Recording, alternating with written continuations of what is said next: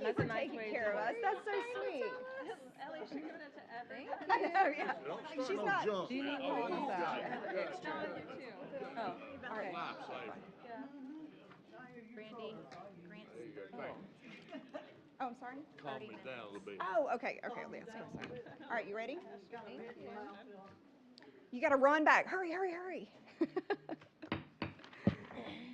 All right. Well, welcome to the City of Travelers Rest Council Committee meeting for Monday, September 8th. It's nice to see you guys. We appreciate all of our guests for coming in.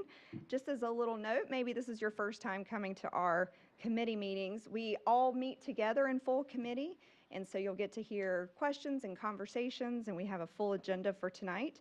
And then we have the regular council meeting next week, which is more of the yays and nays and the finalization of what we talk about tonight. But again, we appreciate you all being here.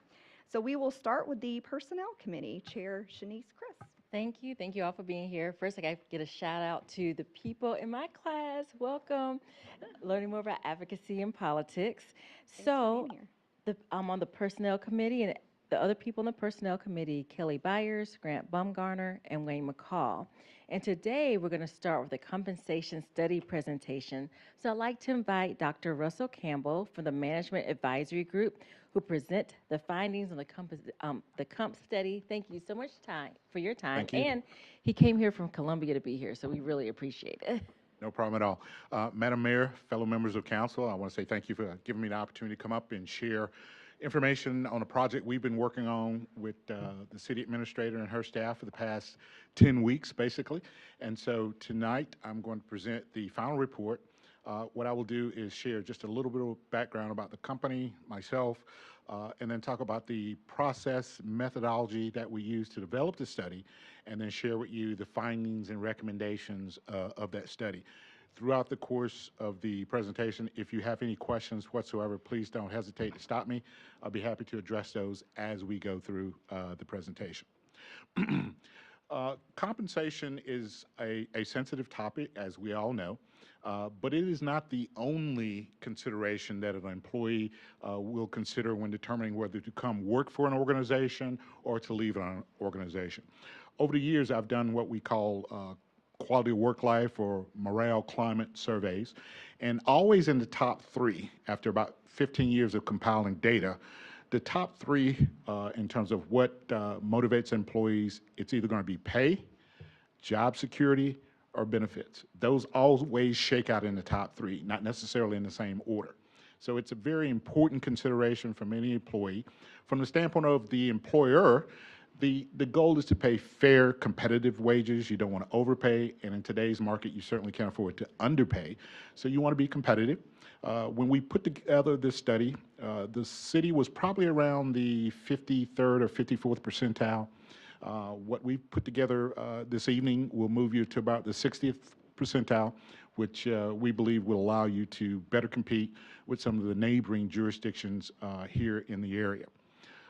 Management Advisory Group was started about 25 years ago, and it was headquartered in Fairfax, Virginia up until about 10 months ago. And the HR group was spun off, and we have offices in Spartanburg, South Carolina, Columbia, and Asheville, North Carolina. We're a small group. There's probably about 22 people that work in the HR group. And we provide services ranging from compensation studies, as basically what we're talking about tonight, to workforce planning. We've done some executive recruitment in the past, and we do performance management system design and development. I personally have been in this line of work for about 25 years.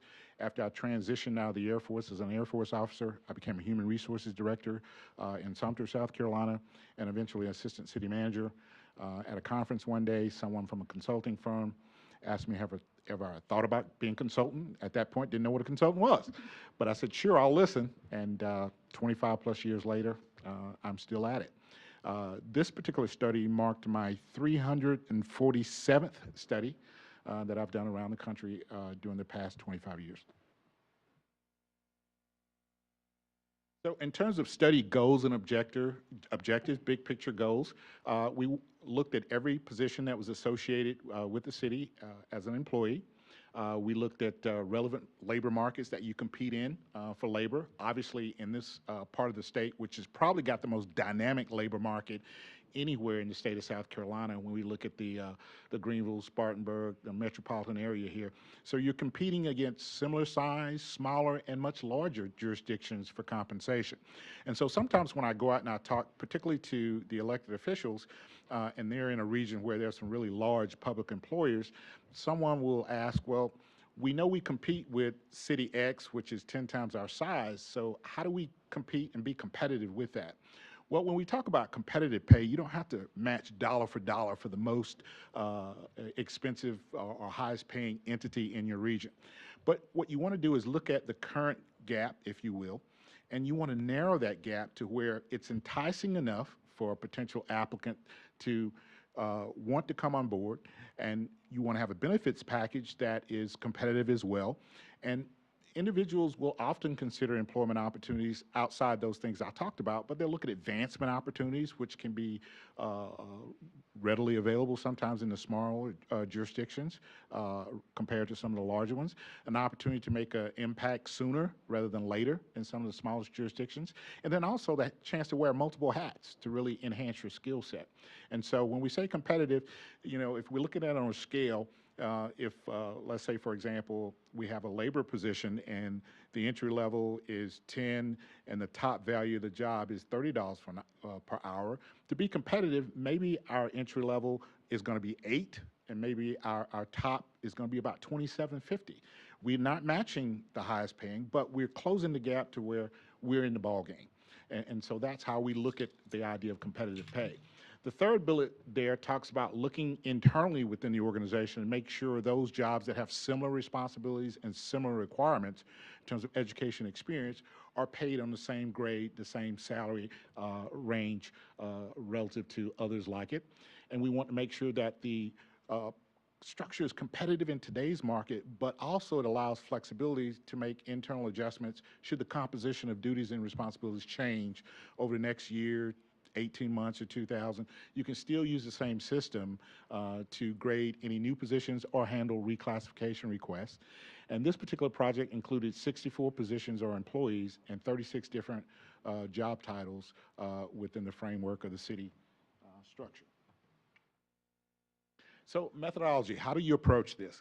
Well, when you design compensation systems, there are two basic tenets that you have to adhere to. And this is not unique to Management Advisory Group or Russell Campbell as a consultant.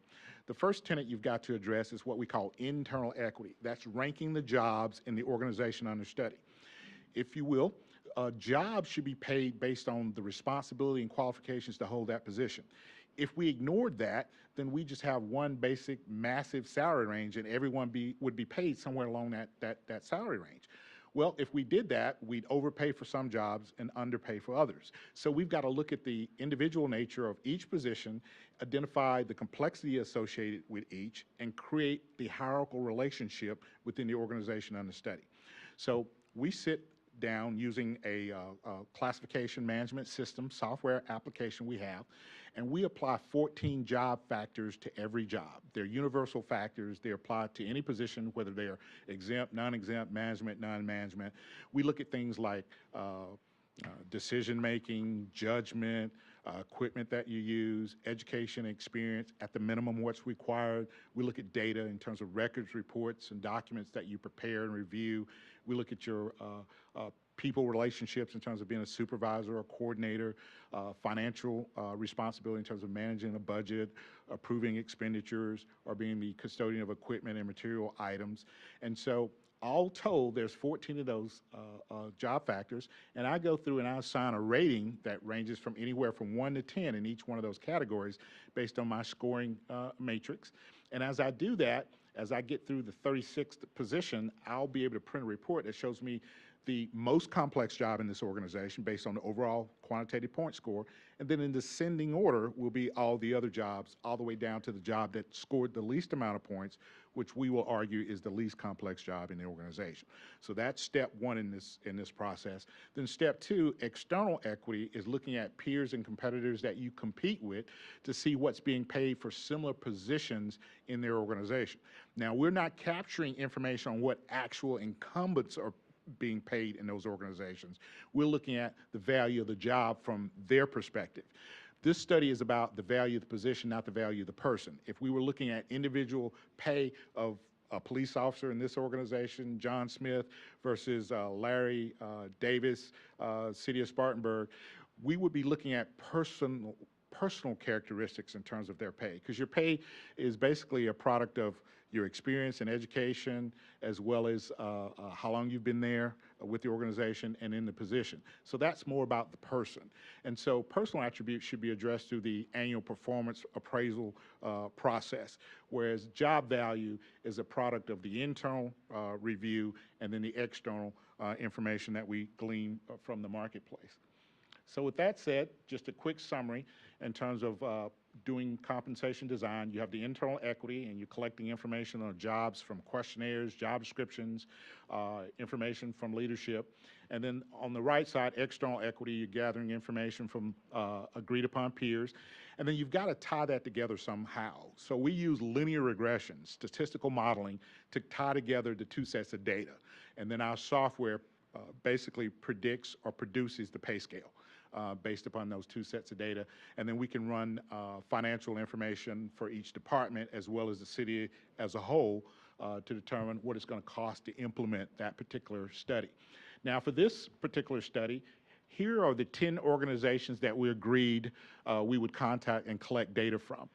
City of Malden, Greer, Clemson, Landrum, Greenville, Spartanburg, Simpsonville, Easley, Fountain Inn, and City of Anderson. One more data source that was included that's not on that screen. We cannot ignore private sector wages in this area, because this is the poster child in South Carolina for a thriving private sector economy.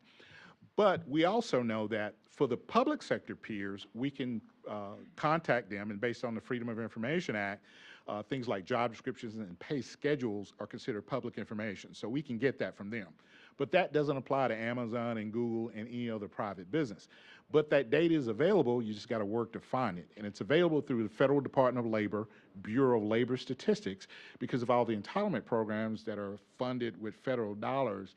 The Federal Department of Labor does collect wage and salary information by zip code for the entire country. So if I knew your street address, I could tell you what the median income is on your street by going through that database. So in addition to the 10 public sector entities, we took regional private sector data and added it to the mix as well.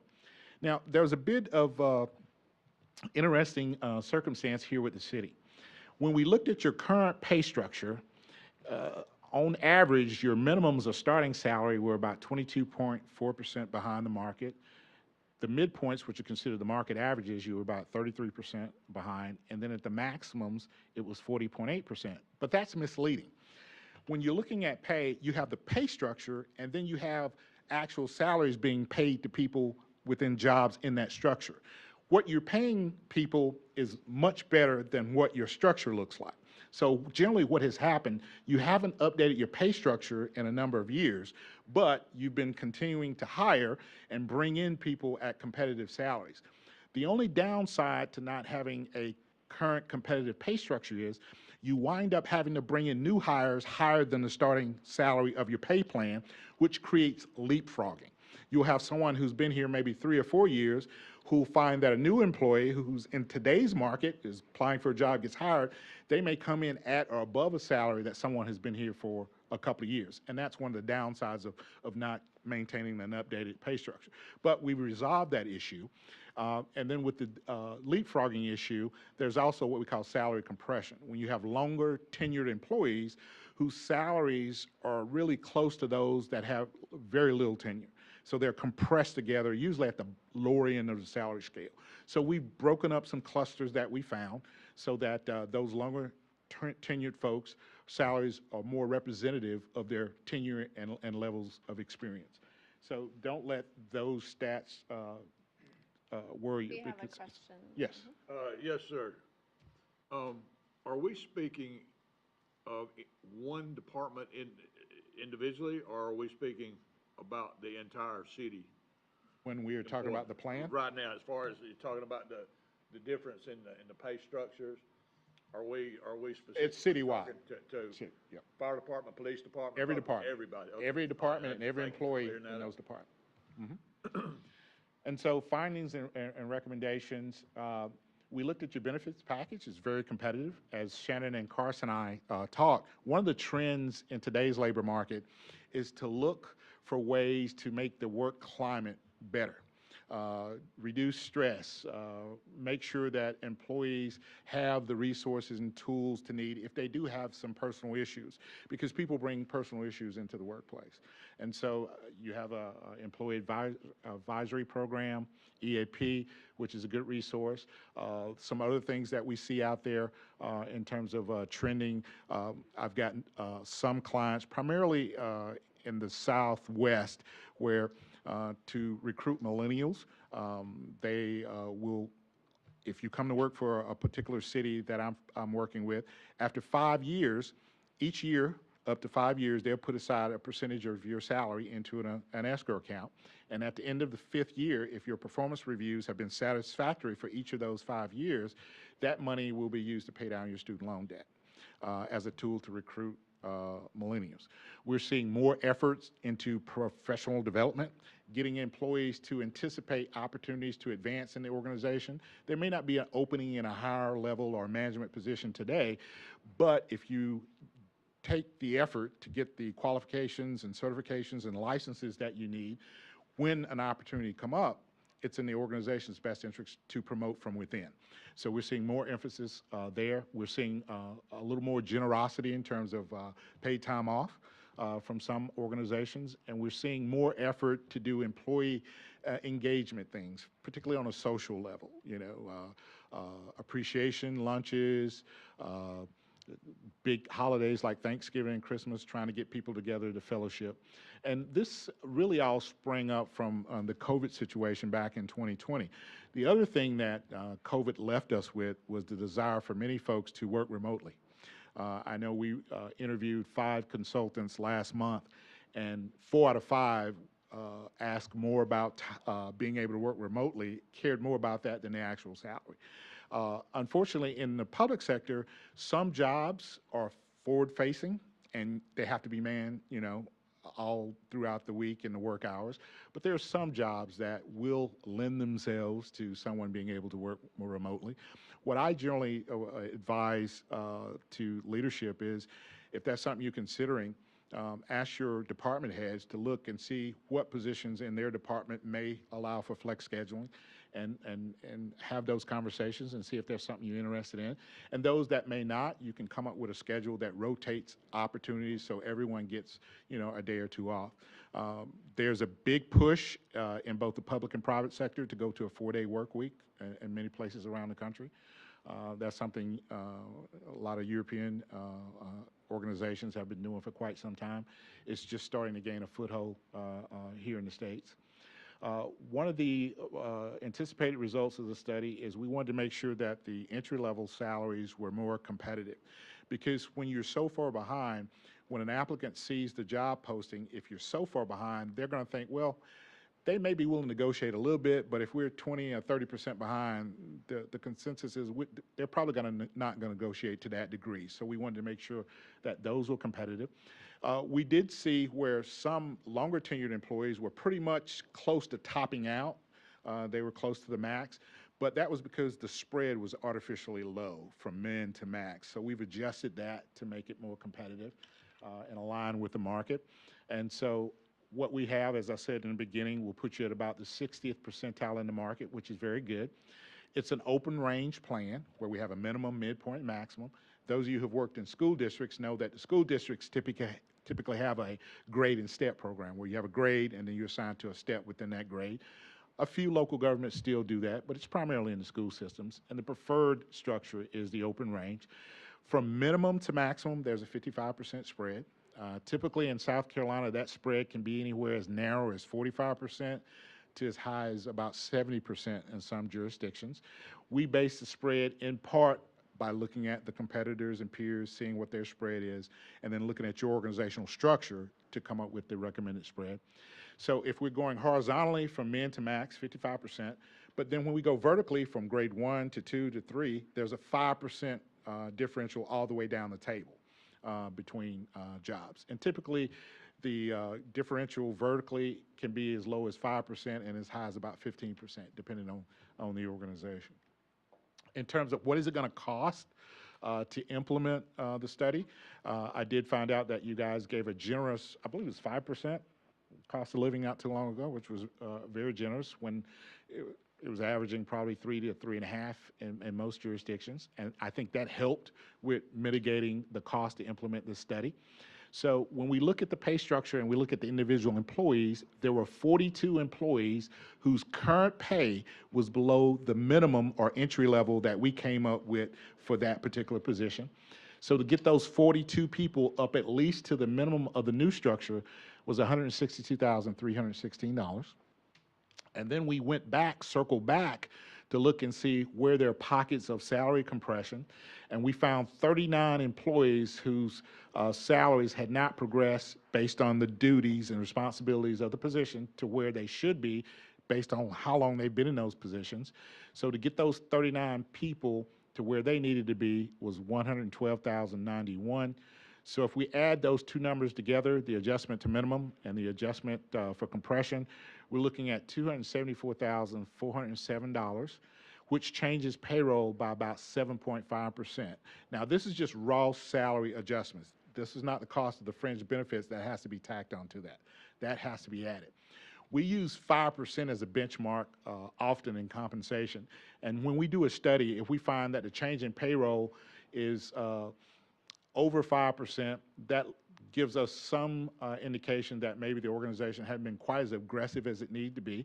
But you're just 2.5 percentage points over the 5%. So you were not in bad shape overall. It was the structure more than anything that needed to be adjusted. The amount that's being allocated for individual salary adjustments are not that significant based on what I've seen in this particular part of the state. And so that, in a nutshell, is what we've done. In summary, we've looked at every position. We've established competitive pay grades and salary ranges for all the positions. We've looked at what it's going to take to implement the new structure in terms of how to place the new employees, and we placed them based on 2 criteria. Anyone below the minimum was brought up to the minimum. Those that were in salary compression situations, we identified and adjusted their salaries, and the total package is $274,407. From a best practices standpoint, you probably want to do this every 3 or 4 years because there can be significant internal restructuring, and certainly the labor market can change over the course of 3 or 4 years. So you want to look at it. We're available to assist with whether new positions need to be added to the plan. You certainly can do that internally. We can certainly do that for a small hourly rate. Write new position descriptions. If you have some departments you're concerned about the staffing level, we certainly can assist with doing a staffing review. That concludes my presentation. I certainly will be happy to address any questions if you have any. Thank you so much, Dr. Campbell. Very informative, very helpful for us to know. I have a question about the linear regression.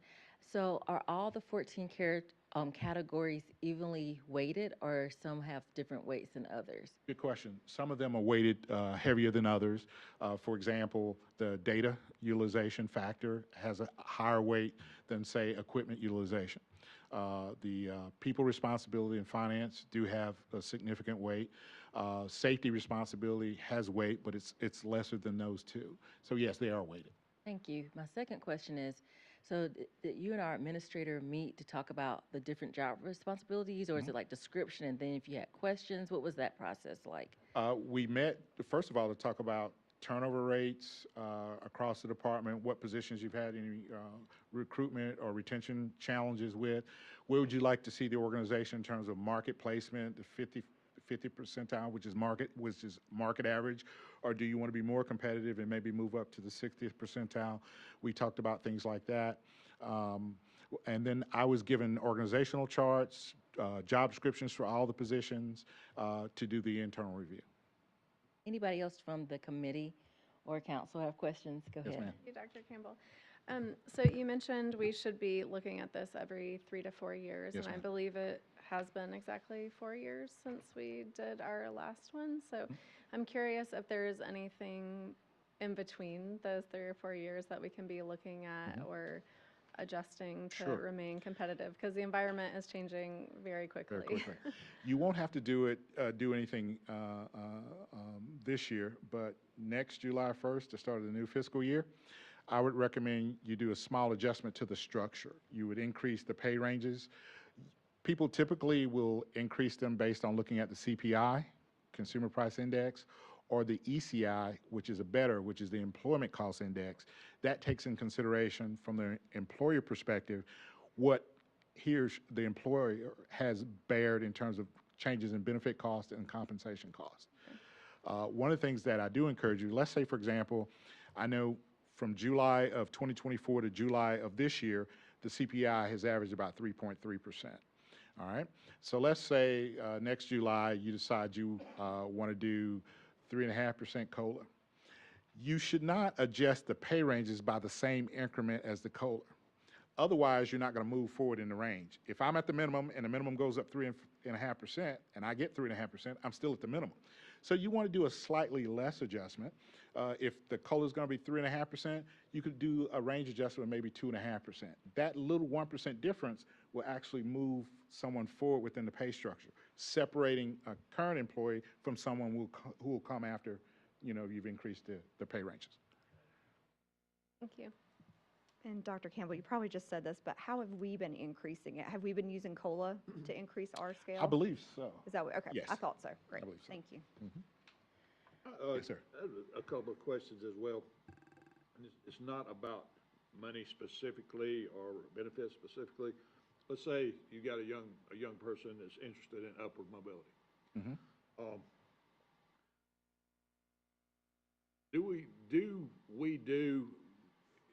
Help me out, Shannon, if we have somebody that's interested, do they actually, to the next level, next job, do they actually apply for that job, or are they selected by you or one of the department heads? Councilmember McCall, that's a great question. I think departmentally, it varies a little bit. But ultimately, there is a competition for the job. And for instance, I'll give you an example. In fire recently, we had a lieutenant position open, 3 applicants for that position. There was a project assigned to each applicant that was of value to the department. And then the chief, deputy chief, and assistant chief weighed in on a conversation of skill sets, past reviews, and then the quality of the work products that went forth. So that was one example. We can have mobility in police, for instance. We've had recent corporal promotions, and there's a promotional board that they go before. There's a written test, there's a verbal test, and then there's administrative review in that. So 2 different ways to handle things in 2 different departments. We haven't had much movement in public works or admin since then, so. No, I mean, are they, in part of the requirements, is there like a SKA thing that they have to do? Skill, knowledge, ability? It would type be, thing? it would be depending on the position. So obviously, you have very specific skill sets that would bump you in your public safety rankings and job descriptions, right, and job opportunities. Maybe a little less specific between like a maintenance tech 1 and a maintenance tech 2. Yeah, right. And also, the second question I had, and this would deal primarily, I would suppose, with the fire department. As you well know from being a liaison, with Greenville County and all before, several of our neighboring counties have county fire service as opposed to municipal fire service. Or some of them may even have both. But by and large, like Pickens County, Max, is this correct? It's basically all county fire service, correct? And Lawrence County, I think, is. And I think part of Anderson is county fire service. So how would we differentiate between county scale and municipal scale, since we don't actually have, well, you may have access to that, I mean, I don't know. But yes, you understand my question? It would be a Councilmember different McCall- pay scale completely with the county, if somebody were employed by the county, as opposed to doing the same job, like our firemen here, you know. Councilmember McCall, it's a fantastic question. I'm sure Dr. Russell could provide some additional insight to this, but what I can tell you, the number one thing that we deal with in that scenario is that we have fire districts here that are not county districts, and several of those fire districts provide, they pick up the full tab for family benefits, right, for a family benefits package. That's a pretty significant lift on the employer side. It doesn't happen at the municipal level, but it does happen at the fire district level, and we have that constant conversation. The city has made tremendous strides in trying to work its way forward and picking up more and more of that incrementally each year, a percentage to 3 percentage points the city has picked up. But Carson, can you help me off the top of your head what a family package costs the city on the employer side?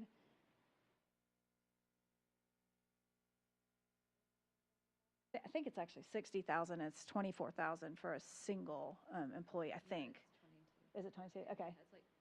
We'll send that out to you. But for instance, that is an opportunity where, we're competing against districts that are separate from municipalities. On the other hand, we have a totally different feel in our fire department because we have these interoperable services and other things going on that are just different than a fire district. But it does speak to the challenge of competing with our area neighbors regardless of their size and their setup, because a firefighter is a firefighter regardless of which entity you're serving at. I was going to say, Wayne, too, correct me if I'm wrong, but I think Greenville County just increased their rates because they're 50-something officers short. So it's hard to compete with. They're just kind of constantly increasing them. So I just don't know if that would be a fair, person Well, to kind of. but the fact about it is, and you got firemen all in this room, and some of them have worked for county fire service, and I'm sure that the pay's got to be different. Yeah. Than it is with a municipality. Yeah. But to go along with that, it's just like Shannon said, as far as some of the benefits and things go. But, I mean, anymore, I think the days are pretty much gone. You're getting a kid 18, 20 years old, and he's staying here till he's 50. I think those days are pretty much gone. Yeah. It's all about the money, pretty much. I know 34 years at the post office, 8 years in the Army. I didn't stay there because I liked it. I stayed there because I made good money, and I got a good benefit out of it when I retired. And that's the long and short of it. And so, I just didn't know if that was something that we needed to look at because of the nature of that fire service being here we are, we got three counties right around us, Pickens, Anderson, and Lawrence that have county fire service. So, I don't know if that's just something we should look at, or. Yeah, just for the record, one of the things that we do is we routinely collect data for our database. And so I'm familiar with the pay setup in Oconee, Pickens, Greenville, Richland, Charleston, Orangeburg, Hampton, and probably another 6 or 7 jurisdictions. And so, although those were not peers, I still would reference that just to see how it shook out, because we wanted to make sure we were thorough as possible. One of the things I wanted to go back and mention, in addition to putting the plan together, we also wrote best practices policies to support it, to address things like reclasses or promotions. If someone gets promoted, how should their pay be adjusted? And so we put together a matrix where you can look down and see how many grades they've gone up based on the new job they're going into, and that dictates what their promotion increase will be. For example, hiring. If someone has 0 to 3 years, we recommend they come in at the minimum. But if they have at least 3 years but less than 5, they will come in at the minimum plus 3%. So we did all the way up to 20 years of experience so that you can consistently bring in people, and no one can say that, well, certain individuals come in under one scenario and others don't. So it's consistently laid out. And then for public safety, one of the things that we did was we identified certain certifications that are out there that many organizations, if an individual in police or fire gets that additional certification, even though it may not be mandated, but as the rule goes, the more education and knowledge you have, the more valuable you are to the organization. So a different, additional pay could be available if you decide to implement the certification pay plan that has different certifications, and if they obtain them, then that comes with some monetary incentive. In police, that'll be particularly attractive if you decide to pursue accreditation if you haven't before. And then ISO ratings in the fire department can be impacted by qualifications of individuals in those departments. So that's something that you'll be able to look at as well. Okay, I was thank- going to kind of follow up with what Wayne was saying.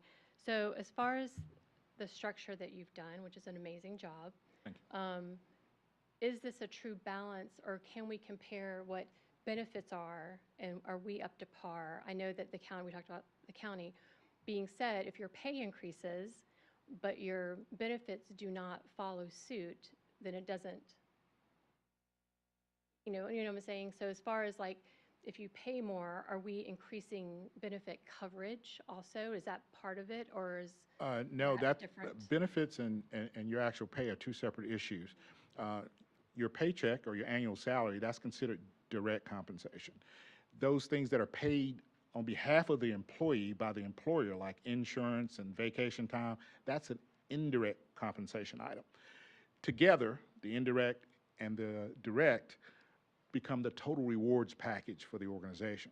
So once we create the new salary structure, the direct compensation piece, we review the benefits because that's the indirect compensation. We do not find where you need to make significant changes to the benefit allocation right now. The only thing I'd say you may want to consider is some non-monetary like policy changes to improve morale and things like that where possible. But in terms of the compensation needs to go up, you know, public safety, there were some adjustments there. Maintenance people in public works, that was another area, because you're competing with not only other local governments, but you're competing with private sector for a lot of the public works positions. But by and large, the benefit package is really good. We didn't recommend changing anything with that. So this question might be for Shannon or Carson. Does this impact our budget?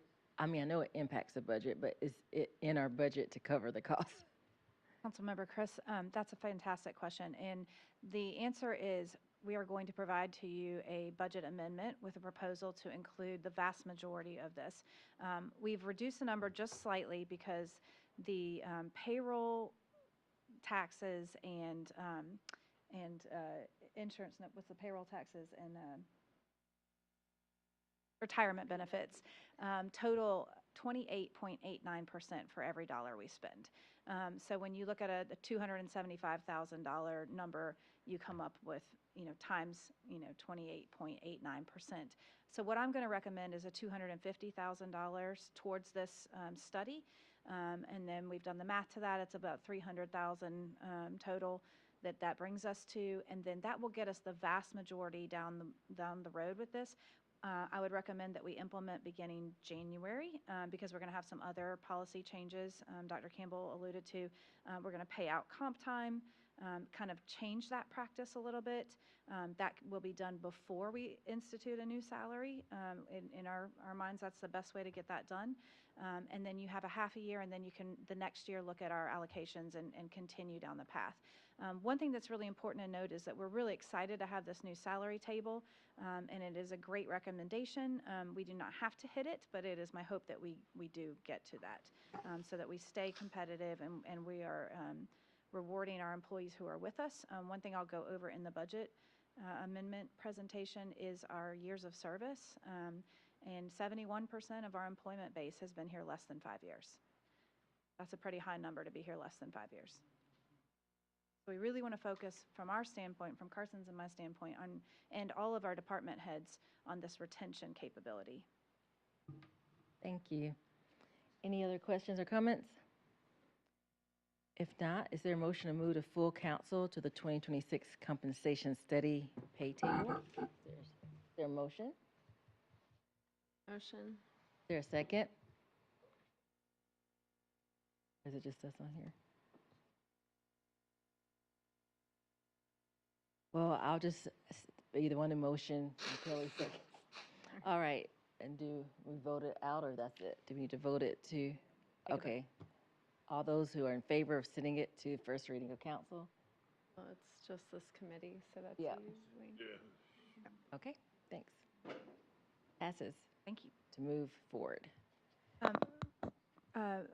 Chair Chris, if you don't mind, I would just like to publicly thank Dr. Campbell for the Yes. work that he put in with us, and also to thank Carson. Hours and hours of pulling data and getting job descriptions in place and back and forth. And then I'd also like to thank our department heads who have been extremely judicious and fair and honest in the conversations that we've had. They're very cognizant of public resources going into place here. And it is our hope to truly celebrate those who have been with us, who do a fantastic job. We feel very blessed to have the workforce that we have today. We feel like our employee morale, for those who are with us, is excellent. We have some open positions that we do need to work on. So we very much appreciate everyone who's been involved in this effort. It's not a small task. It's a fantastic study. Thank you, Dr. Campbell. Thank you. Administrator Herman, I want to second that also, having been one that's on council, that several of us have been through multiple of these table revisions and whatnot. It does take a mighty act to get that done and compilation of all those things. So thank you to all those involved for that. But it's definitely come a long way, because, I'll tell you guys a little secret you probably didn't know, but at one time, we hired a new administrator, and one of her direct reports was actually making more money than she was. That's a fact. And, so we have come a long way.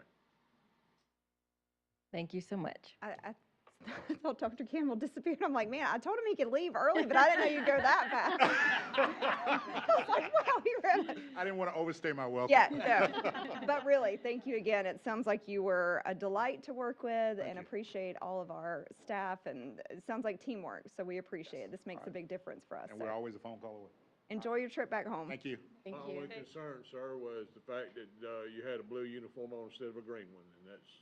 I won't hold that against you. That's fair. All right. Denise, you done? Yes, Okay. You want to close out your committee? yes. A motion to adjourn. Is there a second? Okay, thanks. Great, thank you, guys. And that was a lot of information, so we got a whole week to kind of absorb and think about it and come back to next week with any additional Yes, we questions. having it or no? All right, Public Works Committee Chair Lisa Lane. I open the Public Works Committee. President are myself and Sherry Amira. Do I have a motion to approve the August 11th Public Works minutes? I'll motion to approve them. Second. Director Tate? Good evening, everyone. I hope my presentation's a little shorter than that. I know I don't have that much Got 5 information. minutes. Just a couple of highlights. We do have air conditioning installed in the Public Works bay. Once again, on behalf of the staff there, I thank Shannon and for you guys for understanding. This was a job that was done in-house. Abe, Scott, and David done a tremendous job getting this installed and up and running, so the rewards are long coming for that. A couple of landscaping updates, the beds at Highway 25 at North Poinsett and State Park and South Poinsett have been redone, rebedded there. We've got some shrubs in there now, so hopefully we'll continue to clean that area up there, and some more improvements coming there at South Poinsett and State Park. We do have a shred event scheduled for November 15th from 9 to 12 in the parking lot here at City Hall. We are partnering with the Chamber on this event, so then you'll be seeing that coming out a little bit later as time gets closer. We are starting to move into the fall decor season, and then we'll run right on into Christmas and then the beginning of a new year. So the street sign assessment has been completed. We do have material in, and hopefully in a couple of weeks we'll have that machine up and producing those signs, and we'll start the work there on the replacements. Glass recycling, we are working to possibly get something back on the books for that as well, and there'll be some more news to come on that. I'll be glad to entertain any questions that you have. Any questions on the committee? Can you tell us an update for the Swamp Rabbit Trail extension? It looks extremely nice coming off of Main Street, but like the other end is it being used yet? I did receive an email from Ty. That trail has today, as a matter of fact, this morning, that trail is not complete due to weather and some other unforeseen circumstances there. Hopefully by the end of December, that trail will be open and in use there. I did get that back from him this morning. What about Poinsett? Poinsett Highway, the work continues on the, I guess, the southbound lane. I'm sorry, northbound lane. I get those confused because it runs opposite, but on the lane that they're working on there, the northbound lane, they ran into some utilities that had to be removed and located, lowered, and then stormwater had to go in a little deeper than they had planned. They're still 5 to 6 weeks out on the completion of that lane, and then they'll move down to the intersection there at Tubbs Mountain and Poinsett. That's And kind of where we are there. When that's done, that's when the Tubbs Mountain intersection is going to be closed, is that correct then? Okay. And there'll be some more information coming, probably in a couple of weeks on that as well. Any questions from those on the council? Do we have a motion to adjourn? Motion to adjourn. Second. I guess that's Thank it. you. Thank you, Director Tate. Thanks, Philip. Did we approve our minutes? Sorry, I might have not been paying attention. Do we approve of minutes for Public Works? We did. Okay, great, great, okay. I motioned, Sherry seconded. Okay. You're welcome. Public Safety Committee, Chair Kelly Byers. I call to order the Public Safety Committee meeting for September 8th. Present are myself, Shanice Chris, Wayne McCall, and Sherry Mara. Do we have a motion to approve the August 11th minutes? Motion. Second? Okay, Chief Ford? Evening, everyone. Aye. Is there anything you'd like to highlight on the police report for us? Nothing on the report to highlight. I would like to add a couple of things. I have Lieutenant Donnelly and Sergeant Lawless at the Police Academy this week and next week. It's sort of advanced training. They're becoming basic instructors that can actually help write lesson plans for our in-service training and for basically any type of training that the Academy approves. So that's a very significant training. There's only a couple of us, I think me and Tom Aiken are only two that have that. So that's a 2-week-long training, so they'll have that. We're looking forward to that. And just wanted to, I said this was going to be on the report. We didn't get it on the report, but it will be on the report next month. I have the numbers for training last month. And the police department as a whole completed 332.75 hours of training last month in addition to. How did they have time to do anything else? That includes special response team training. That includes hand-to-hand combat that we're giving our patrol officers in here twice a month. And that also includes online training through ACADIS and in-service training that we do 4 times a year. So a lot of training last month, accomplished a good bit. Great. Does anyone on the committee have questions for Chief Ford? I just had one. I noticed that there were 5 events or 5 complaints during events. Are you finding, or as we're adding more events, that you're needing more help at those events? Do you feel like it's covered pretty much? Or I know we have a lot going on in the fall. Yeah, I think with our community officer, Henry Blake, he's working about 50% of those, and then we're supplementing that when he's off. I don't find that it's that we're having more complaints. It's kind of hit and miss. A lot of the complaints may be, animal complaints where they didn't know they couldn't bring their dog to that certain event. And then we simply tell them, hey, this event doesn't want that. So usually minor things like that, nothing major. So I wouldn't say there are more complaints, it's just kind of hit and miss. Do we have on the website, like, no dogs allowed? Like, I'm wondering if they're finding out when they come. Well, it depends on the event, so the Oh, event that's can true. kind of Yep. decide that. But Most of them, though. we do have it on the website, for example, I think the movies and the concerts, the events that are recurring, we do have that on there. Okay. Yes. And obviously, if they're service animals, we allow them. Right, right. Anyone on council have questions?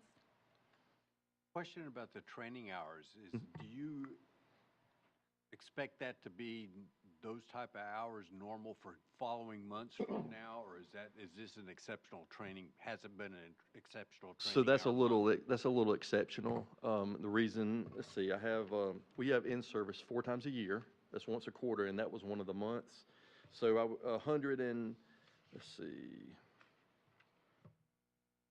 191 of those were in-service training. So if we have a 5-hour day for in-service training, that's multiplied by every employee, obviously. So that's a little, probably about half of that's going to be average, I would say. Yeah. Good. Thank you. Thank you so much.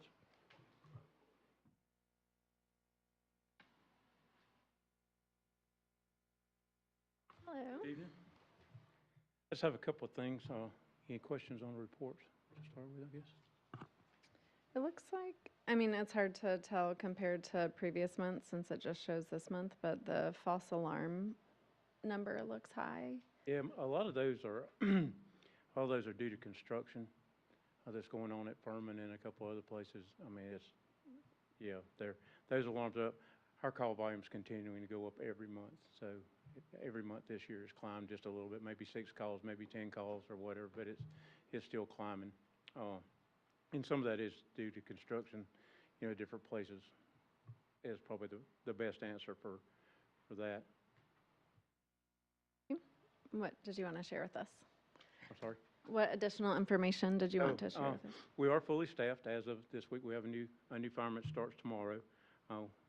It's taken us just a little while to get fully staffed. I think we've been maybe real picky, but we're actually looking for good employees that's going to be here for a long time. And so I think the new guy that's starting, we'll bring him up so y'all can meet him also. But he's fully certified and ready to go. We'll actually work him Tuesday through Friday this week on 8-hour days, just so he can meet every shift and work with every shift a little bit, and then he'll go on his normal shift on Monday of next week. So he'll start then.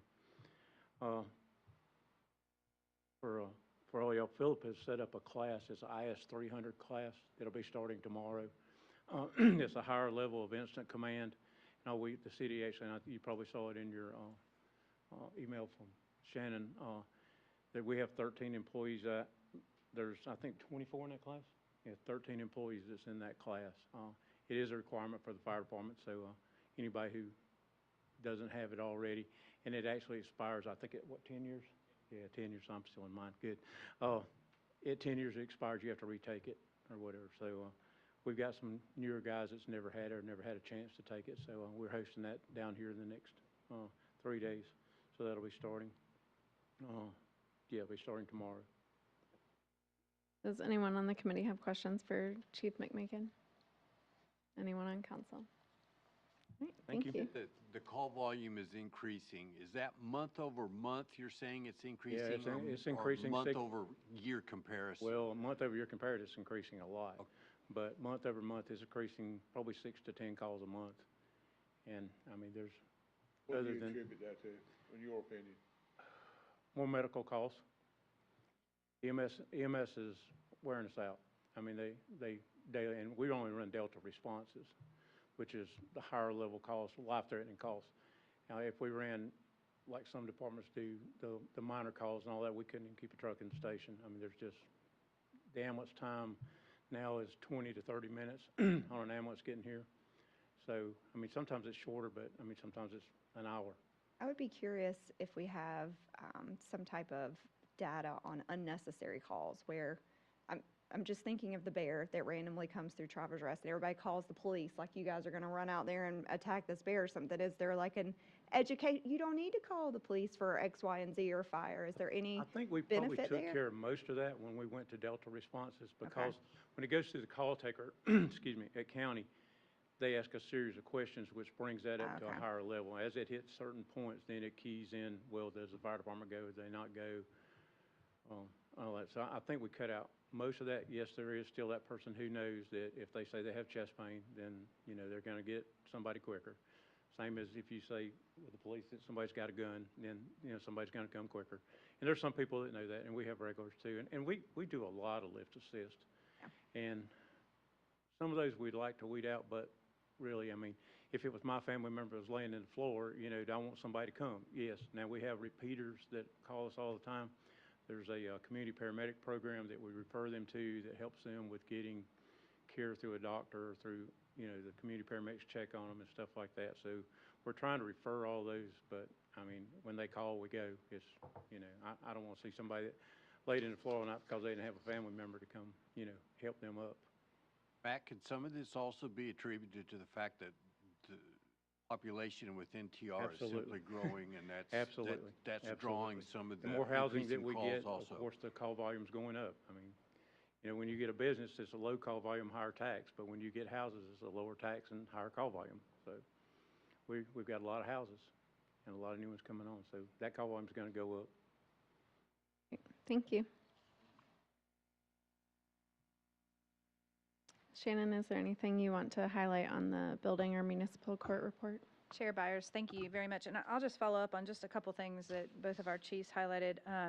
Training, you know, we are truly getting after our operational mission statement of the relentless pursuit of excellence in public service. So you're seeing training increase across all the platforms, and we appreciate all of our responders and all of our employees who are going through this training. I did highlight some of that to Philip has brought, through risk management, has brought us a new platform with JJ Keller, where we're going to roll out every 2 months online training as well. It'll be things from defensive driving to active shooters to bloodborne pathogens, just all the various topics that keep our personnel safe and keep the city's, you know, risk management at the lowest level that we can keep it at. On the false alarms, we do need to look at this. This is not just fire alarms, but we have lots of, you know, false alarms going off throughout the city. That some vigilance would really improve our performance and the number of runs our responders have to run out and do. So we're going to probably be taking a look at that in the next couple months and bringing you some thoughts on that as well. It's a really big deal for us to get to host the ICS 300 meeting. That's a high-level interoperable incident command training.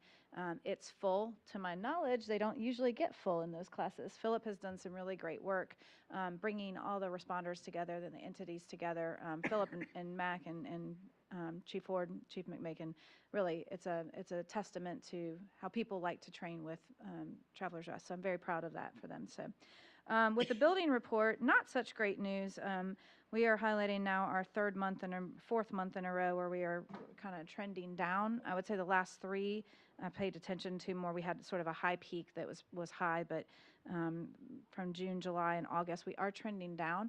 We have spoken with our financial advisors. They're not concerned about this. They're not seeing that trend throughout the state, so they think it might just be an absorption of the few units that are on board. We certainly have more units that are approved. We anticipate them to be built out, but we are watching that and do want to note that to you.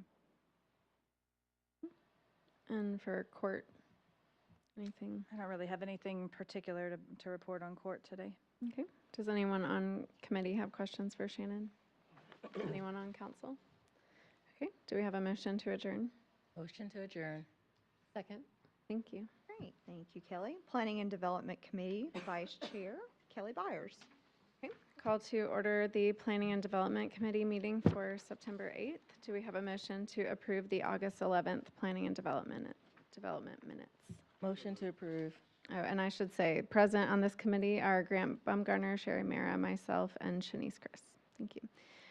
Okay, Jay, take it away. Hey, good evening. So the things to add to my report since I let it out the other day, White Hawk Meadows Phase 1B, the final plat has been recorded. So we will start to see building permits come in for that. The refuge and villas at North Valley are still pending, but they're very close in finalizing. So we'll see an uptick in those 2 neighborhoods because they're different builders as they start those subdivisions.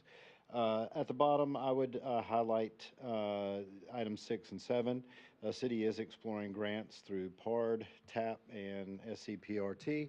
Obviously, we're going to start going after some of these PARD and SCPRT as we get to the point where we take on parks so that we can offset some costs in maintenance and operations and generally making those work better. And we will have a RFQ coming out to select a firm to run us through a master plan for the parks as well. The Healthy Greenville grant has been out and worked diligently on that.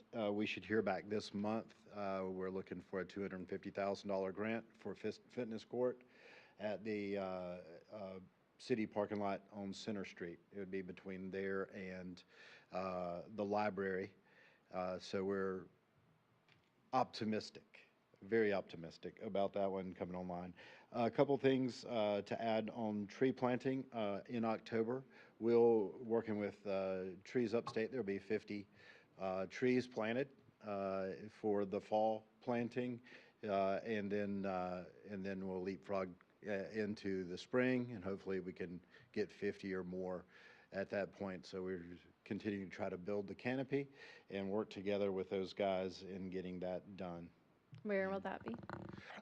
There are several city-owned properties that they'll go on. There'll be some down by the museum site, a couple that'll be on City Hall site, and then up at the parking lot on Center Street as well.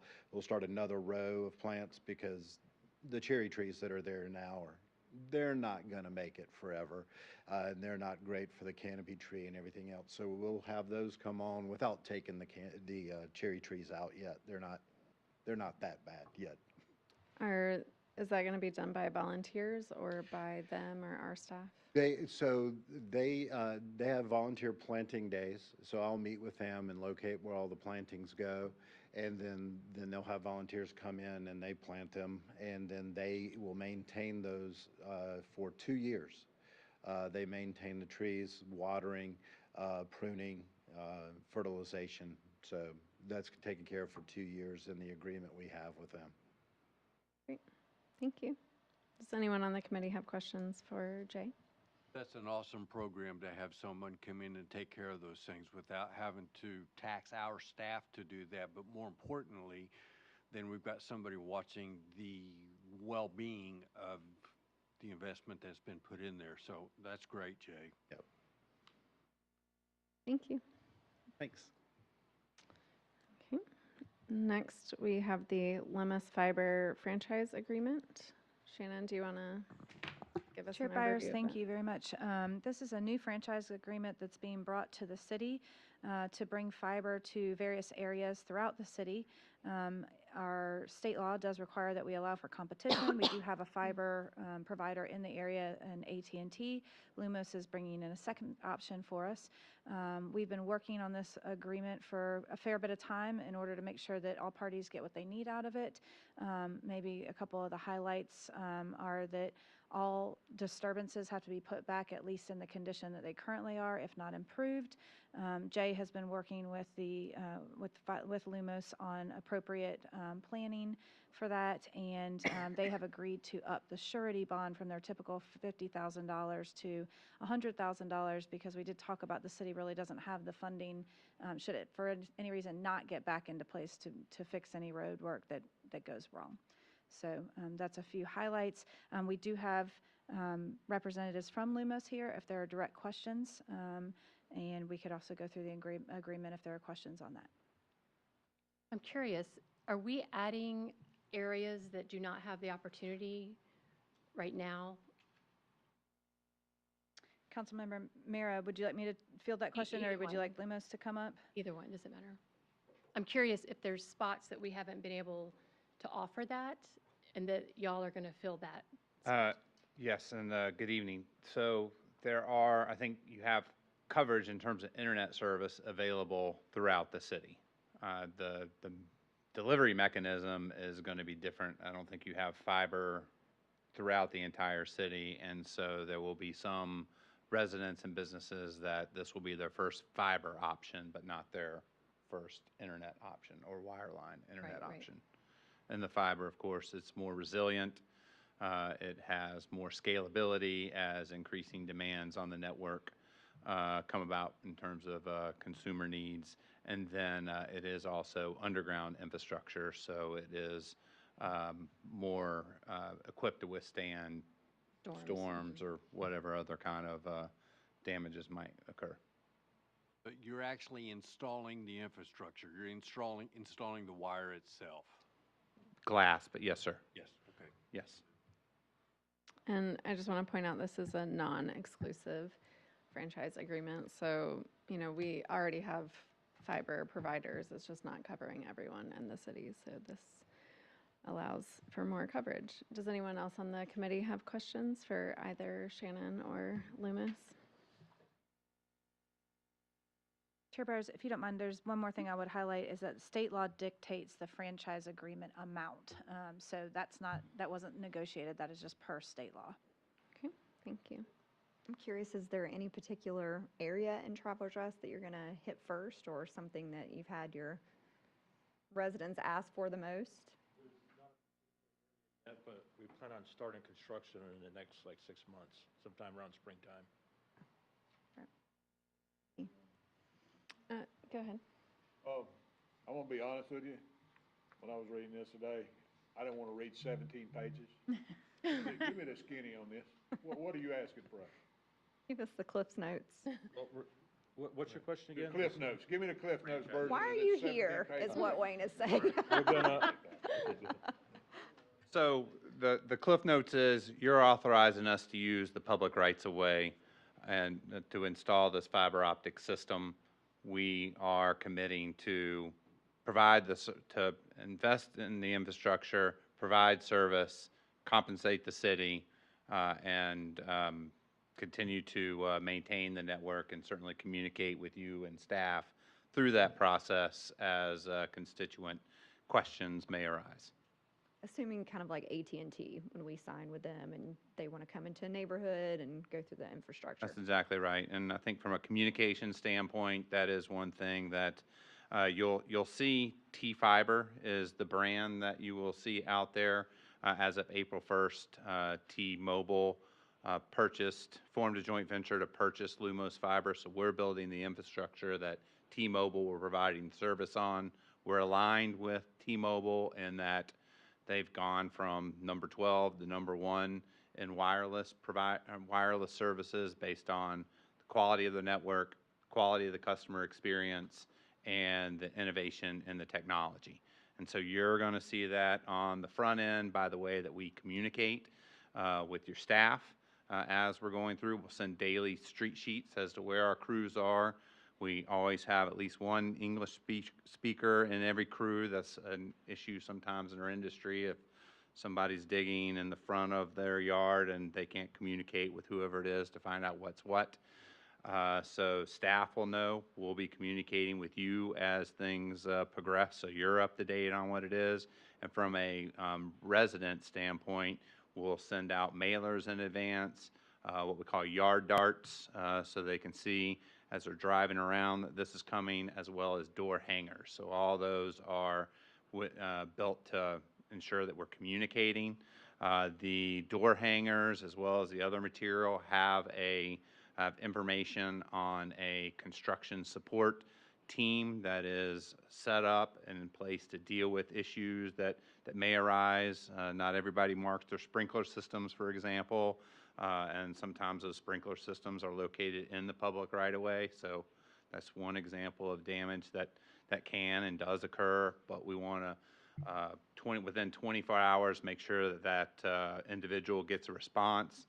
That's part of the KPIs that Thomas and his peers are graded on every week, every month, every quarter. And then it's usually about 5 to 8 days before the issue is finally resolved. These are all in areas where AT&T is not. There'll be some overlap where they are, but there is a lot where there isn't fiber. Yes, sir.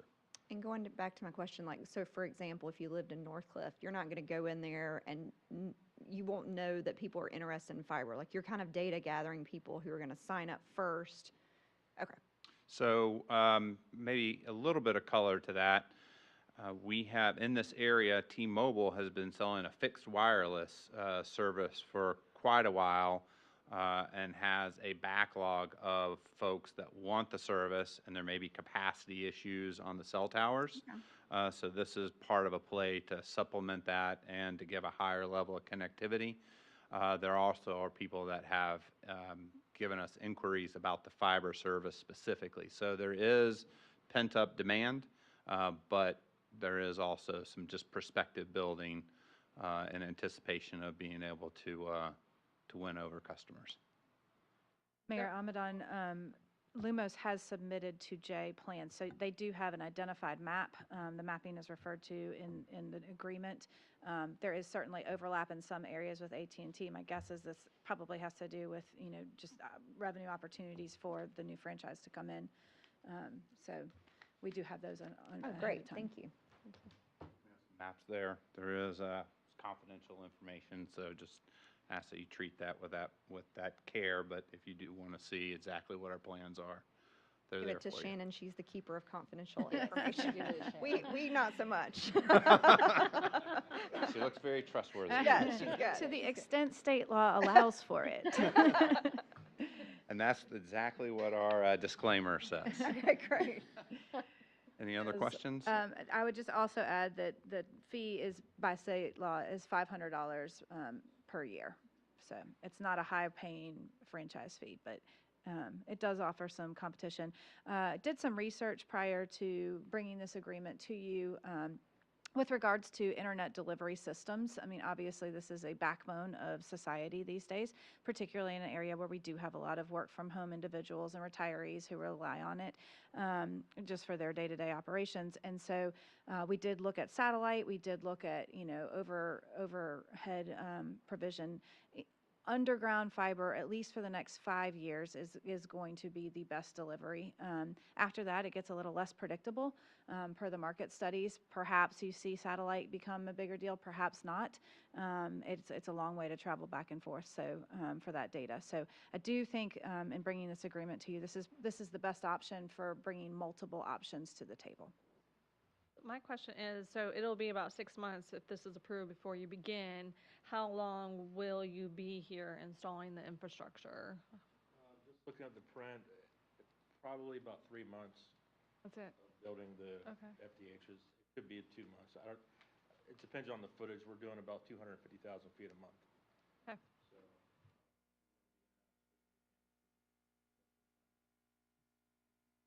In doing so, I mean, I assume this is gonna broaden the competition. I mean, it's gonna make things more competitive. 100%. And just to give you a little bit of anecdotal evidence on that front, we were at a community event on the edge of Greenville County, and a homeowner brought us a flyer where T-Mobile was promoting $65 a month for a 500 meg service with a price lock for 5 years. That was bundled with a wireless service, but you can see that that's just one example of the downward price pressure that you'll see from just the prospect of competition. I have T-Mobile, and I'm getting something on my phone almost monthly, if not weekly, about the internet that says that I'm eligible and I need to call and check it out. We're looking forward to bring you on board here shortly. He has to be last because he's a council member, though. Just make sure you know that. First shall be Second last. Well, very good. You know, Renee will chase him down. That's Don't true. worry.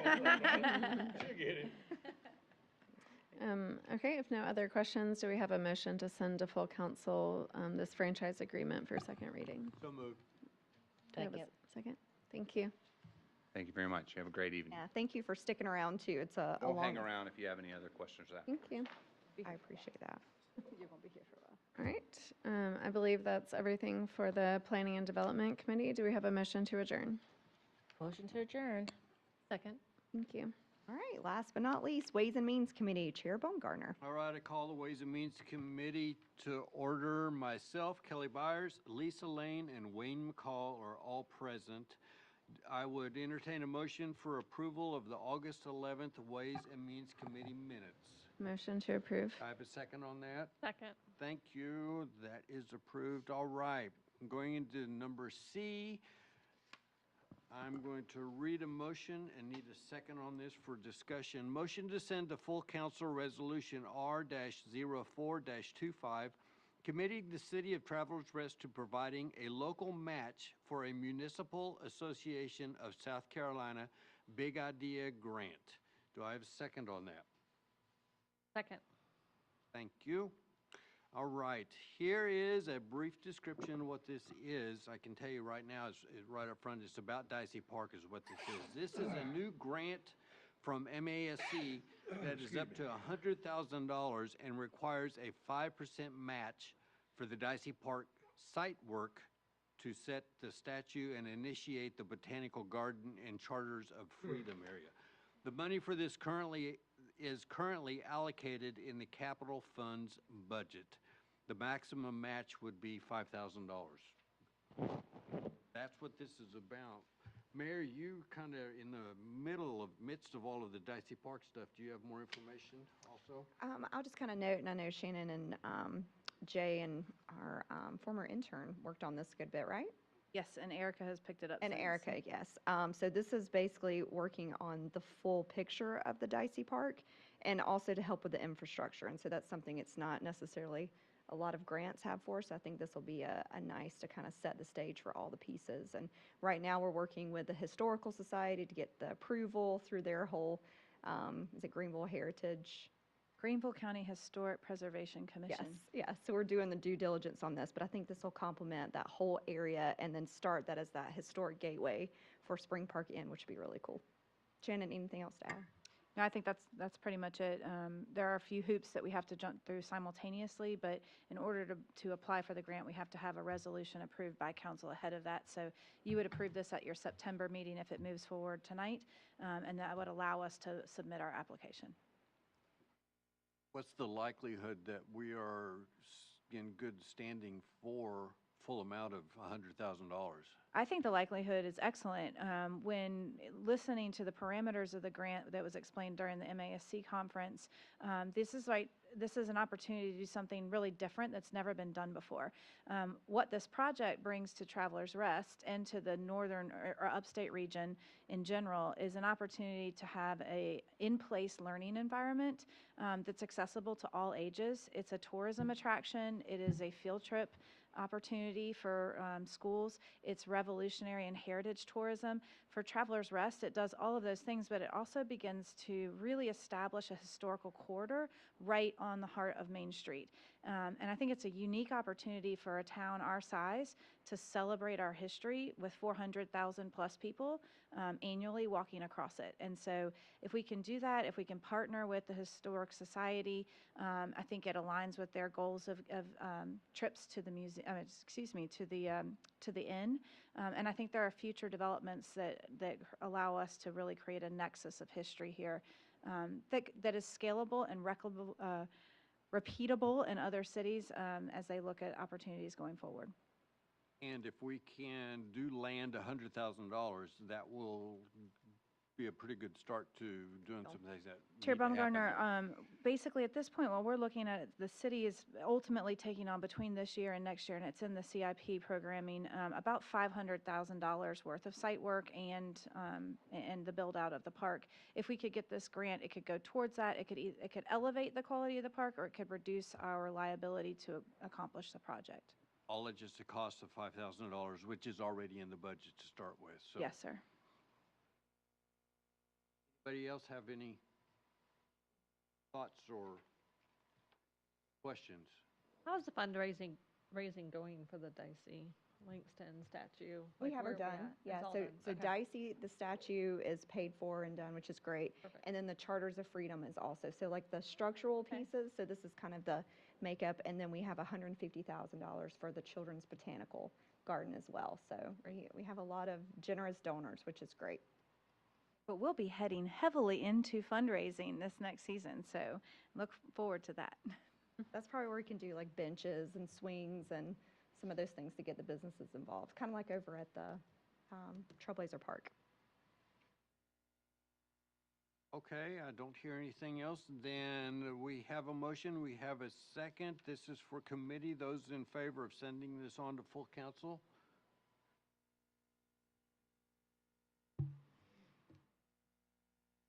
you're on the committee, you want to vote? Oh, absolutely. Yeah.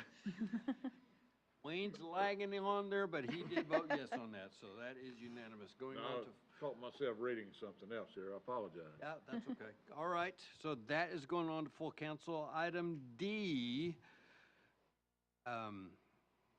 is, I'm going to make the motion and need a second on this also. Motion to send to full council ordinance O-12-25, amending the business license ordinance of the City of Travelers Rest to update the class schedule as required by Act 176 of 2020.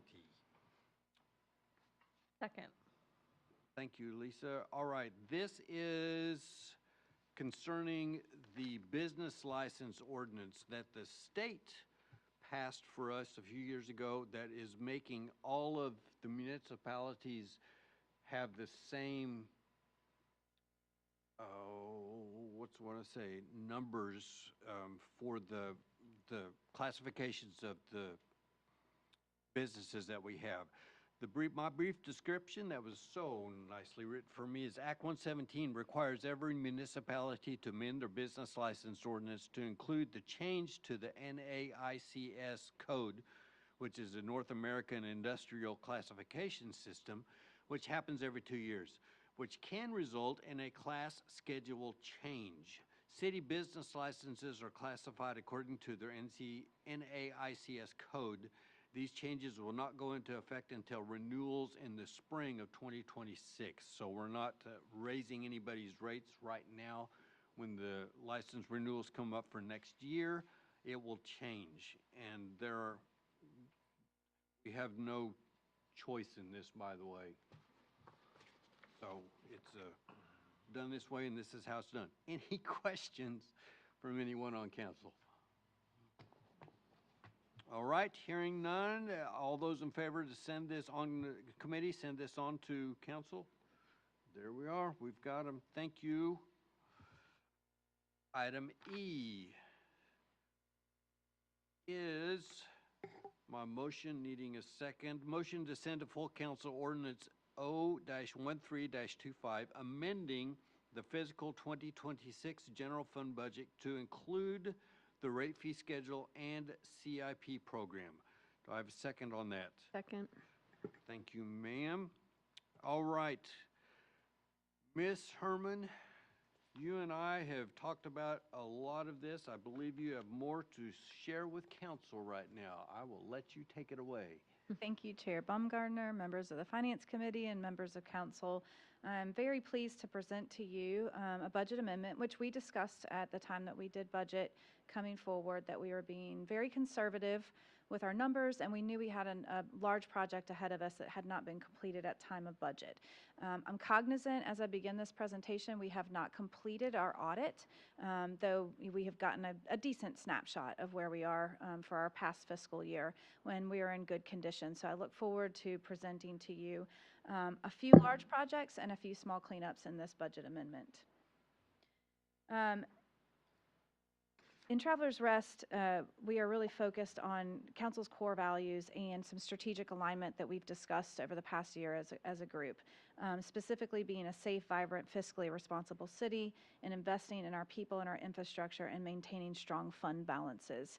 Council core values of smart growth, art and culture, small town character, and connectivity are always at the forefront of our thoughts, and we agreed as a team that we would be focusing on the key initiatives of a strong live, work, play sense of community, connectivity, economic development, robust city-sponsored activities, recreation, public safety, and environment and sustainability. So everything that we bring forward to you, we believe falls within these core values and key initiatives that we've been working on. Ultimately, what I've got before you is a proposed amendment which brings all of our fund balances into better positioning. And this is a possibility because all you're doing essentially to create this additional revenue is to approve the allocation of the HTAX revenue bond. You approved the revenue bonds and they were collected a couple of years back. They just sat to the side of the capital fund and didn't go into the capital fund as a revenue line item. So by doing that, we bring everything else into better alignment. In total, we see our fund balances improve about $1 million. Why do this now? Well, we have the opportunity and the need to allocate that expenditure this year with the Poinsett Street improvements coming on. So that's about $1.3 million going to the capital fund. This reduces the need to transfer from the general fund, H-tax and A-tax into the capital projects funds, which is what we were looking at prior to utilizing this line item, excuse me. These healthy funds allow for a furtherance of our goals and objectives. Specifically, we can improve our police salaries, which is a approved expense for H-tax and A-tax. We have the opportunity to bring on a new parking lease, a new lease for a parking lot at Row Road. That has very recently come on. We are looking and requesting for you to approve expenditures to light our trees on Main Street. It will happen at Christmas time, but they will be permanent white lights, which is a very common and enchanting city downtown feature. And then we would like to expand our our deferred maintenance line to paint the exterior of City Hall in addition to the public safety improvements that we've been discussing. Our last compensation study was done in 2021. Obviously, there's been significant cost of living and municipal pay rates have changed. We're very pleased to present to you the study that came back to us. Public safety staffing shortages and wage competition is at an all-time high. Right now, the amendment we bring to you accounts 68% of the budget amendment counts for public safety adjustments. Growth requires that we have a stable workforce and strong capital funds. We are very focused on retention currently and recruitment of those who we can then retain as well going forward.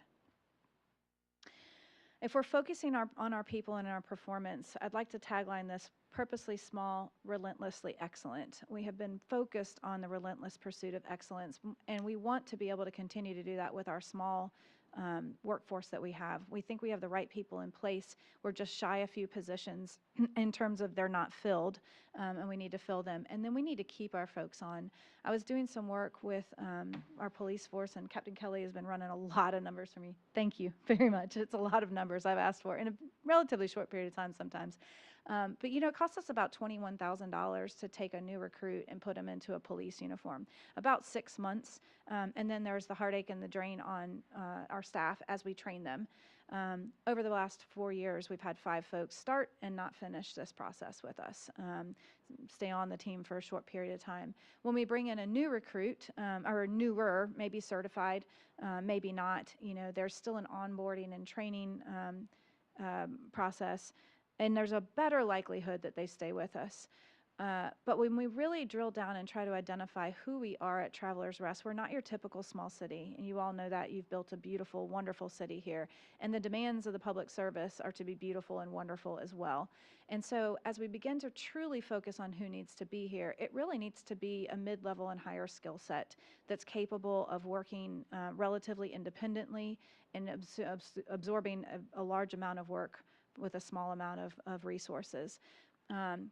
As I study our workforce, as I mentioned earlier, 71% of us have been here less than 5 years. Now, I think the percentages from the 15 years and 20 plus are excellent. That's really probably what we're striving for. 6 to 10 years is getting better, but we've got a lot of positions coming on, and we have not retained over the last 5 years those new positions the way we need to do that. Retention will help us save money, it will improve our morale, and overall it will give us a better service delivery. The compensation overview of the budget is basically $312,500. Let me break this number down for you. The numbers that were presented to you today of $274,000, I reduced that just slightly to $250,000. When I put the 29%, let's just call it for an even number, for payroll taxes and retirement benefits, which are required to be paid, that brings us up to $322,225. We have a half a year if we begin this in January, which puts us at $161,000 of salary adjustment.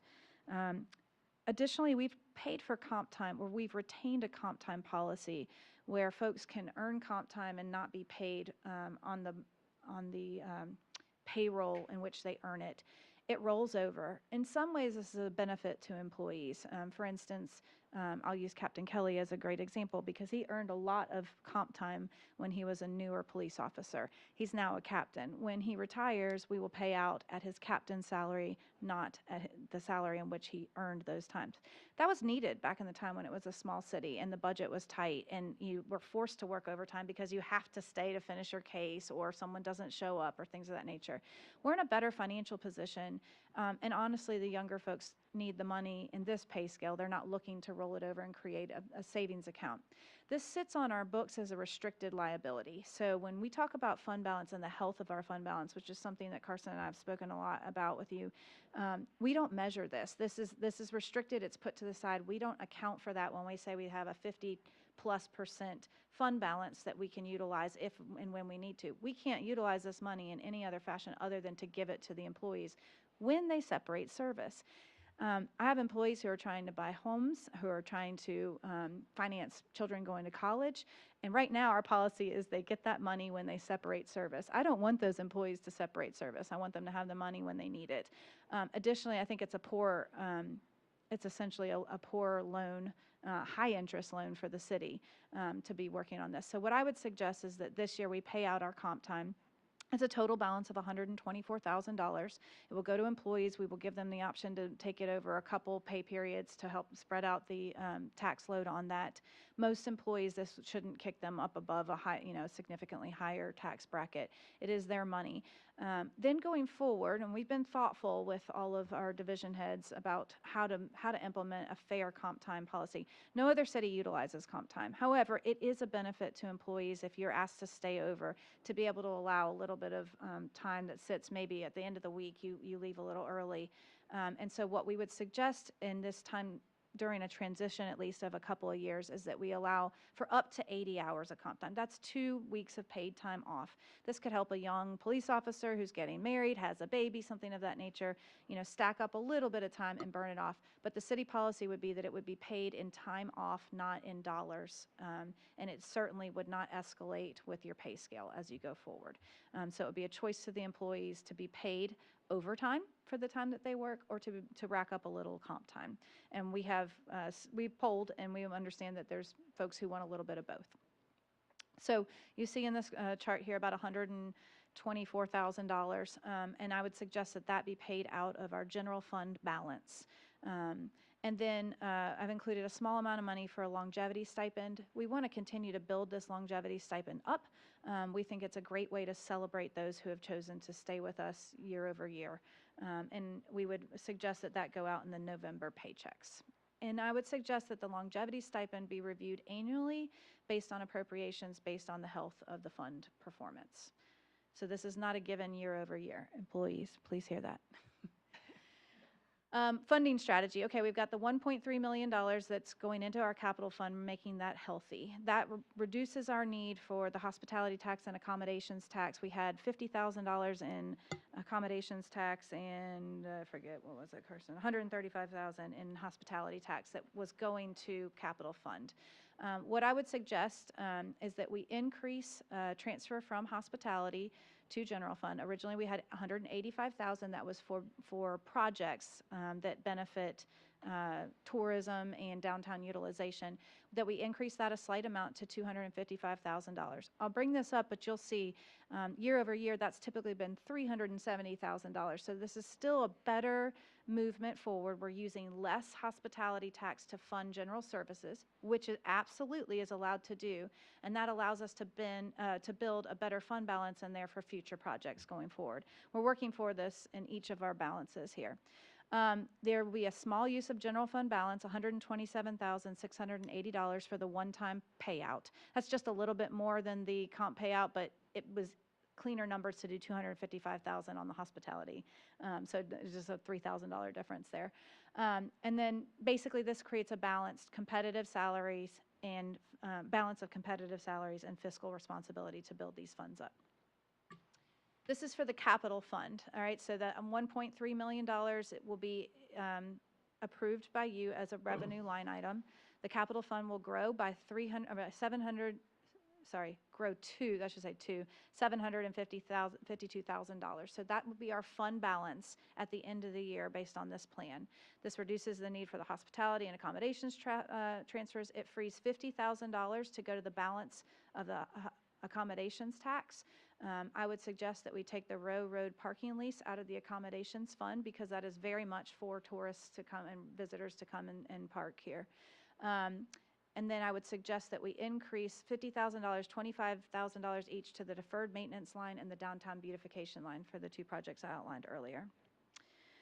Strategic capital reallocations, that $124,000 of comp time plus the $161,000 plus the $27,500 as my total for longevity stipend. I suggest that that be paid for mostly out of general fund with a small additional appropriation from hospitality tax. Deferred maintenance, the $25,000 to safety improvements in the city hall. Exterior comes from capital fund, downtown beautification for the tree lightings, capital fund, and parking lot lease for Row Road. And that's, the lease will actually be $11,500.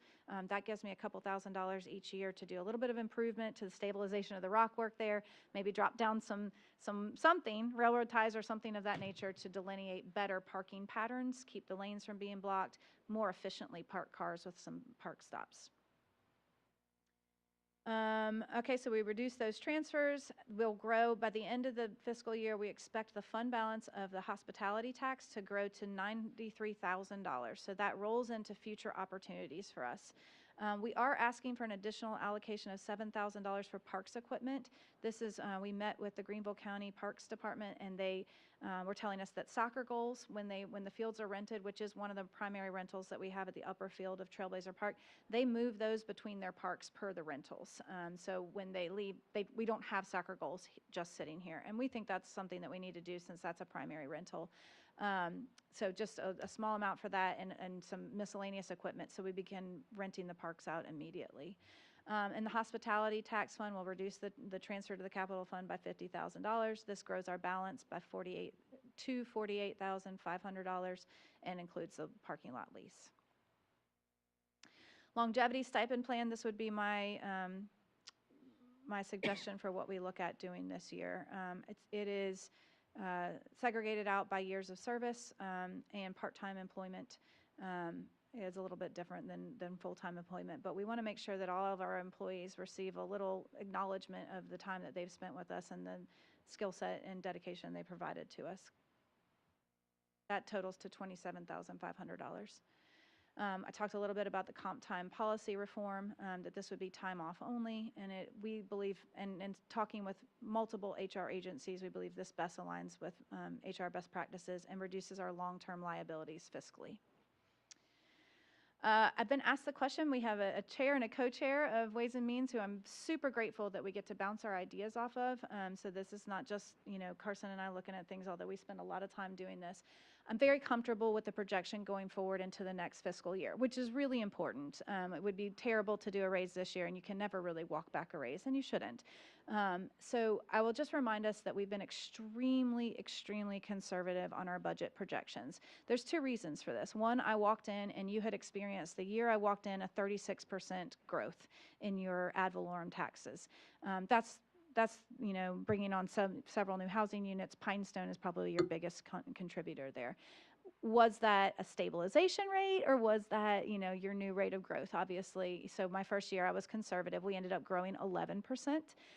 Coming into this next year, again, we're trying to look at a trend line. Our financial advisors suggested a 3% growth rate is a typical growth rate that we would look at year over year and consider that very conservative.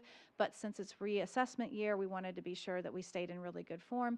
Plus, and we have noticed a small decline, not a small decline, a decline in our permits being pulled. So we just wanted to be uber conservative this year. And we threw out a 2% projection. We feel very, very confident we're going to come in over that 2% projection. But let's say nothing happens. We stay exactly the same and grow nothing. We still underestimated our growth for the projections of the budget, which again we do before our actuals close out in the year, by about $300,000. So that's your cost of your raise, your full cost of your raise. Additionally, we have improvement in the fund balance of H-Tax and A-Tax, which could be utilized for police salaries if needed, to the tune of about $105,000. I feel very, very comfortable that we can sustain this raise going forward. Big picture, I think we're in a stronger financial position. I think we are investing in our people, which is our number one resource, and we continue to support council's goals. We become very healthy to consider future projects next year, or to absorb, if there were to be a slowdown in the economy, to absorb that gracefully without much disruption. I would entertain any questions at this time. I'm just going to throw a couple things out there real quick, actually basing this off the last slide that you were just on. And one of the concerns council had several years ago, and I know not all of us were here several years ago, but one of the concerns we had, and Wayne, you'll know this, was retention.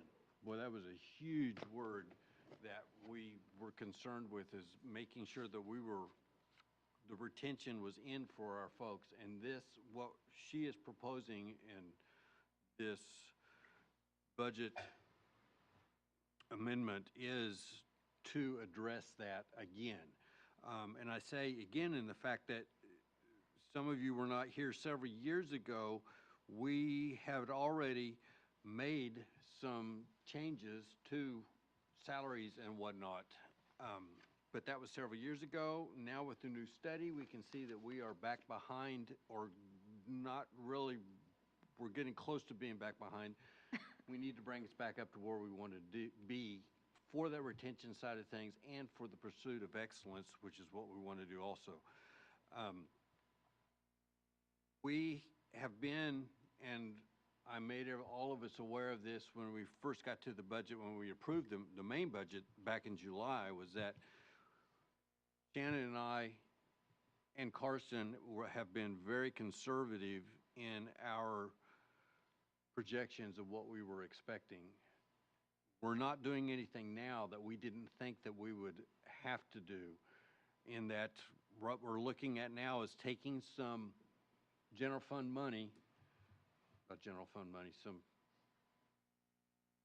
cash reserve money, and expending it and using some of the hospitality and A-Tax transfers, which is actually less than what we've been doing before, but still taking some money from that to do what we were looking at doing here. What's coming out of the cash reserve fund, those of you may not know, this has been paying out these comp time issue, has been a liability that's been on our books the entire time each of you has been on council, whether you've known it or not. And it's been a huge figure that's been looming out there, only because of some key retirements of some folks, it's not nearly as looming as it was at one time. So we're back to where it's somewhat manageable at this point. And if we pay this out, it's going to hurt a little bit in the fact that, yeah, it's a chunk of money, but the money is actually there, and it's always been accounted for. We're just actually taking that liability completely off of the books this year, and we won't have to worry about it again. So, Shannon and Carson, thank you for all the work that you have done in this and the proposal that you have brought before us. And that all being said, I will open this up then for anyone within council that may have questions. I've got one about the parking lot on Row. Just so thankful that we can do something with that. Is this lease an annual lease, or is it like a 5-year, 10-year? I think, because we talked about it before, we're investing and then it's only 1 year. Right. That's a great question. So the way, and it has not been drawn up, and it will come to council for approval, because all sale and lease of property comes to council for approval. But the way we are structuring it verbally at this point is that it would be a short term with a couple of years with the opportunity to pull out if needed. The reason I want a couple years is I don't want to see an escalation in the cost. I don't mind covering the property tax costs. That's essentially what they're asking for. Cover my property tax costs and you can use the property. And so we're not making a big investment in the improvements of it. We would not be putting down any impervious surface and therefore forcing stormwater control. That's really the expensive part of it. I do think that that area will eventually be developed. It's owned by a private entity that will want to eventually develop it, but in the short term, it makes a very good additional option for parking downtown. So it will be a short-term lease with termination opportunities, but relatively inexpensive for the value that it provides the community, I believe. It also allows the police to tow those who do block the lanes. Right now, because it's private lot, we can't tow them. Thank you.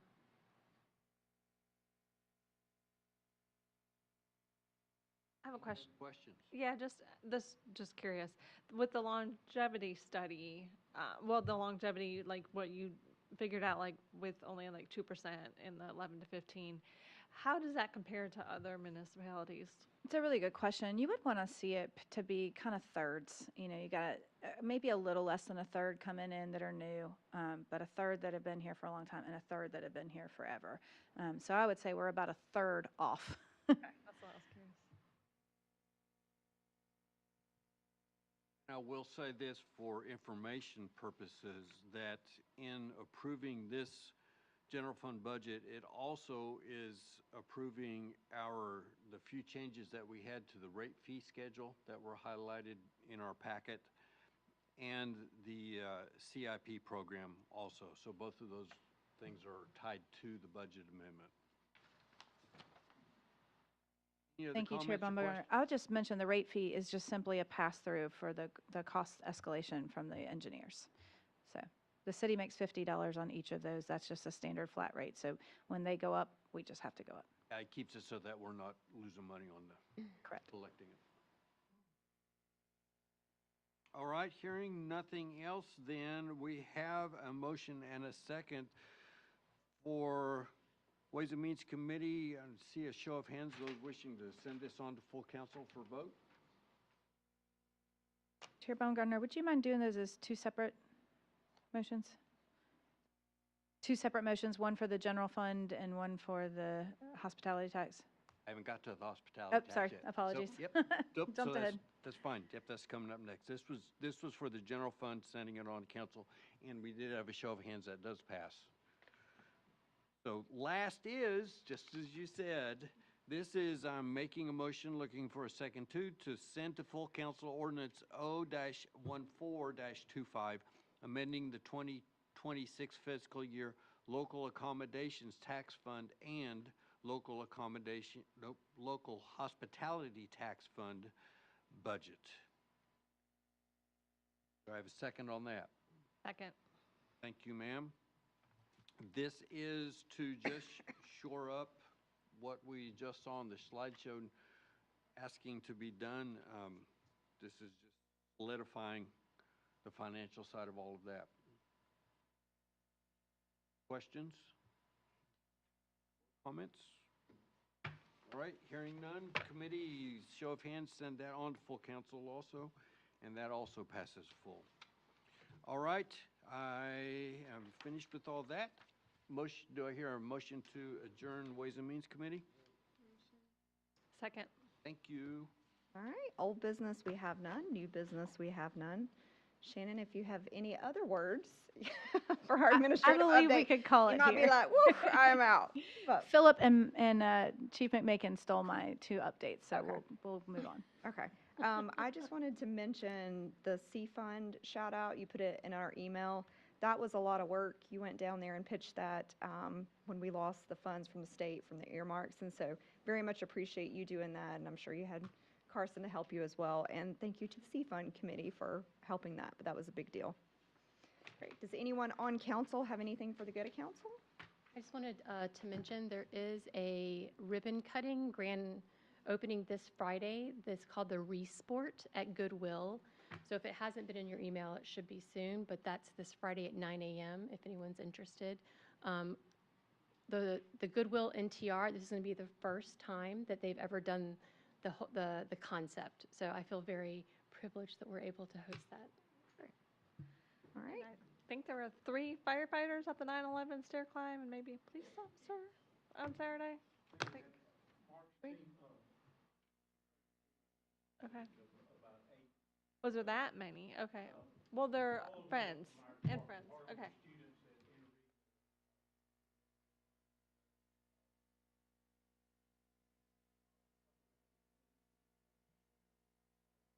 Did you get any pictures? Okay, awesome. I think you forgot to say that you, Councilmember Lisa Lane, also did the 9/11, which I thought was very impressive. I So, did, yeah. and I didn't see you all, so I was very disappointed. Very cool. Thank you guys for So, representing thank Travelers you. Rest. Next Yeah. time you need to let me know so I can meet up with you. Anyone else have anything for the good council? I Motion appreciate to you guys. Second. Grant? All right, thank you so much. Thank you for sticking around. We don't typically have that long of a meeting, but these are very important things, so thank you very much.